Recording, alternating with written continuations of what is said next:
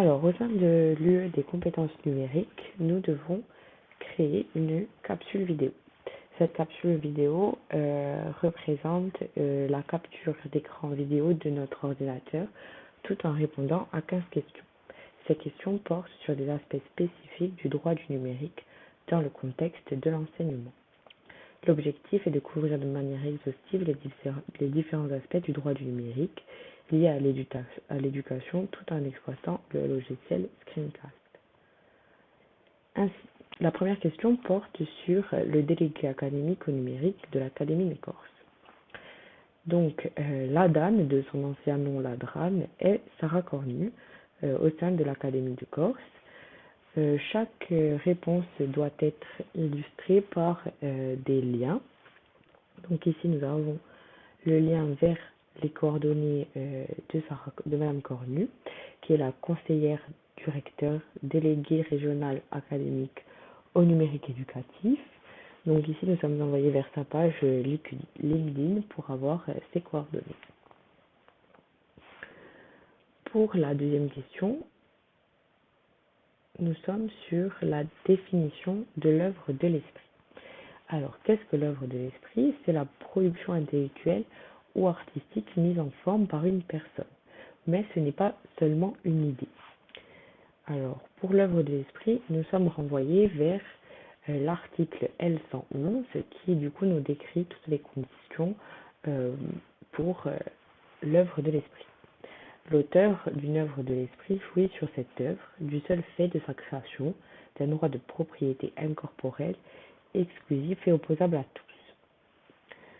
Ce droit comporte des attributs d'ordre intellectuel, moral, ainsi que des attributs d'ordre patrimonial qui sont déterminés par les livres 1er et 3 du Code de la propriété intellectuelle. La question 3 porte sur, en termes de propriété intellectuelle, elle porte sur la différence entre le droit moral et le droit patrimonial. Donc, le droit moral ne s'arrête jamais. Il représente le fait qu'une œuvre appartient à un auteur. Et pour pouvoir donc citer cette œuvre, il faut citer son auteur. En revanche, le droit patrimonial représente le bénéfice sur une œuvre, mais il s'arrête 70 ans après la mort de l'auteur. Ici, nous sommes donc renvoyés vers la page du SACD qui en fait qui a été créé par des auteurs pour leurs droits.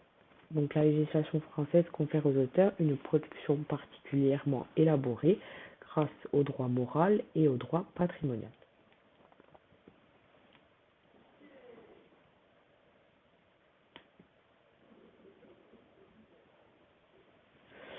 Pour la quatrième question, on nous demandait de trouver quel est le code qui régit le droit d'auteur. Eh bien, c'est le code de la propriété intellectuelle, comme nous l'avons vu dans la question 2.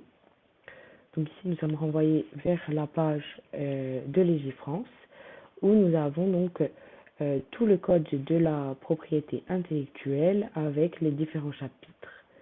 Donc tout à l'heure, c'était l'article L111-1.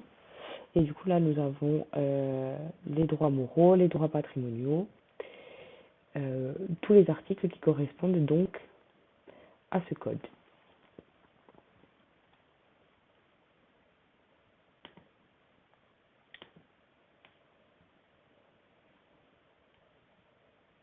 Pour la question 5, on nous demandait si un enseignant peut-il photocopier et distribuer un ouvrage à ses élèves. Alors oui, mais seulement un extrait raisonnable, c'est-à-dire que on ne peut pas photocopier tout un ouvrage. Donc ici, l'exception pédagogique, on nous sommes renvoyés vers le site de l'Eduscol, qui est un site du ministère de l'Éducation et qui nous informe sur les droits d'un enseignant avec ses élèves, sur ce qu'il peut distribuer dans le cadre pédagogique et qu'est-ce que l'exception pédagogique. Elle correspond essentiellement à des accords sectoriels négociés contre une rémunération forfaitaire. Ces accords permettent d'utiliser des œuvres dans un cadre pédagogique, c'est-à-dire à des fins d'illustration dans le cadre de l'enseignement.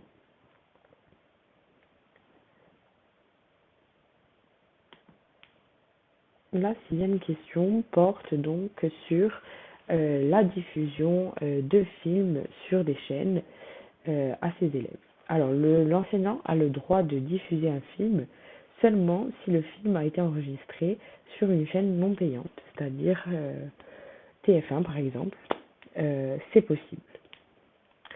Donc ici, pour illustrer cette réponse, nous allons cliquer sur le droit de diffusion. Nous revenons sur le site EduScol, qui donc nous donne des informations sur ce qu'on a le droit ou non de faire pour diffuser des œuvres cinématographiques ou et audiovisuelles en classe.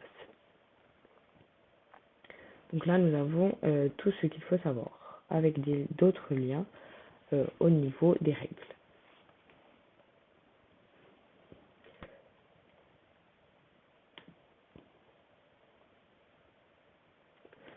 Alors, ici, c'est une autre question concernant le droit de diffusion. On nous demande si un enseignant achète un DVD, un film, a-t-il le droit de le diffuser à ses élèves? Alors, la réponse est non. C'est différent que dans la question précédente, car le DVD sont destinés à des fins privées. Cependant, le professeur peut demander à l'établissement de l'acheter. Dans ce cas, il est dans le droit de diffuser le DVD. Par exemple, un enseignant veut illustrer son cours d'histoire, il ne peut pas ramener un DVD de chez lui ou l'acheter exclusivement. Il faut qu'il demande à l'établissement. Après, au niveau des CDI, souvent, on peut trouver une banque cinématographique. Alors, un enseignant peut-il diffuser en classe une vidéo trouvée sur YouTube? Si oui, sous quelles conditions? Alors oui, mais seulement à partir de la plateforme. Par exemple, sur EduScol, nous revenons toujours sur le même article que tout à l'heure.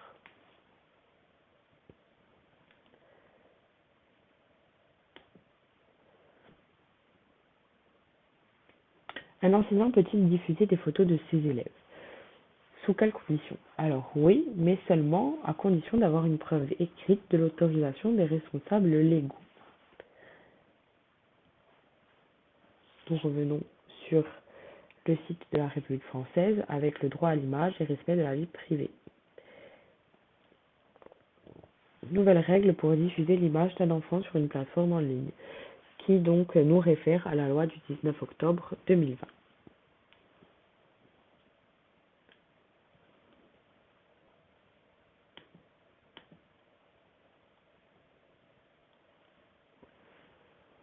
Alors, dans la question 10, il fallait donner une définition claire et brève des données personnelles.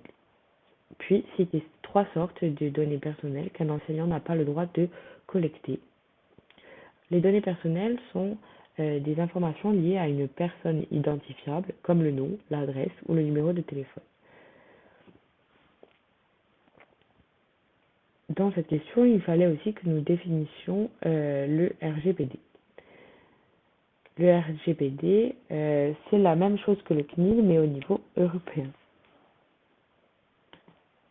Alors, allons sur le lien des données personnelles. De quoi parle-t-on lorsqu'on parle de RGPD? Nous parlons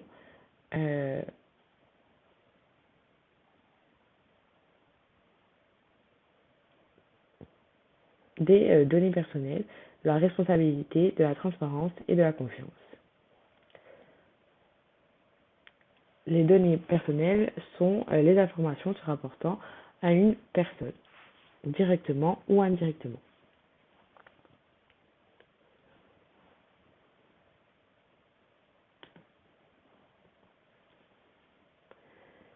Dans la question 11, on nous demandait de définir le CRCN. C'est le cadre de référence des compétences numériques, le CRCN. Donc là, nous nous retrouvons toujours sur le site d'EduScol.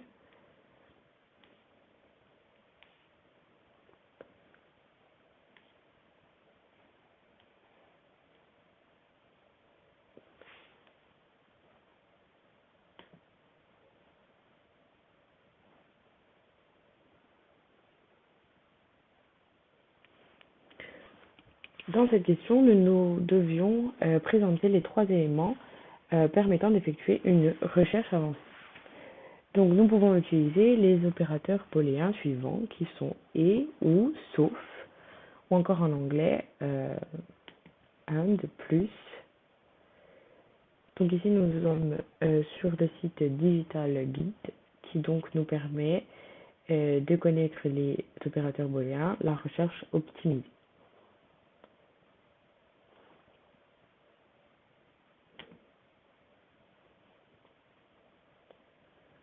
Dans la question 13, on nous demandait s'il était possible de créer une adresse mail à ses élèves hors ENT. Alors oui, mais uniquement sur la poste éducation.net. En effet, nous ne pouvons pas donc créer une adresse mail à nos élèves, hormis le NT, seulement sur la poste.net. Donc là, nous créons selon le nom, le prénom de notre élève.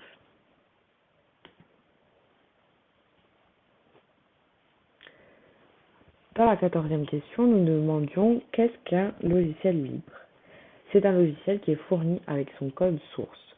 On peut donc le modifier pour le rendre compatible avec notre système d'exploitation. Le contraire serait un logiciel propriétaire.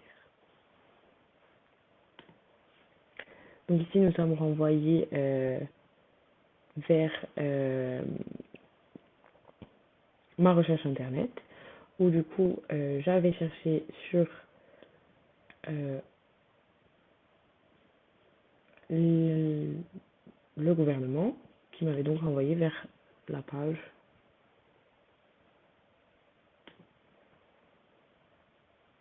les logiciels libres.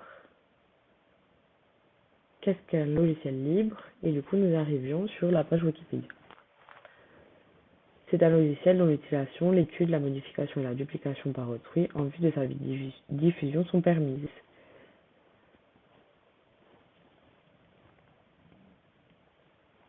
Pour la dernière question, on nous demandait de définir donc ces 3 sigles et que cela implique si on les retrouve sur un dessin mis en ligne sur le web.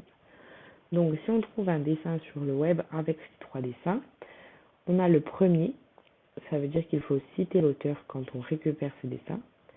Le deuxième symbole, ça signifie qu'on ne peut pas générer de profit avec ce dessin.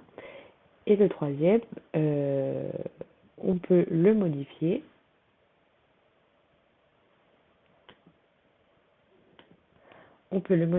Mais on doit le partager de la même façon. Et voilà, donc cette capsule vidéo est terminée. Merci de votre attention.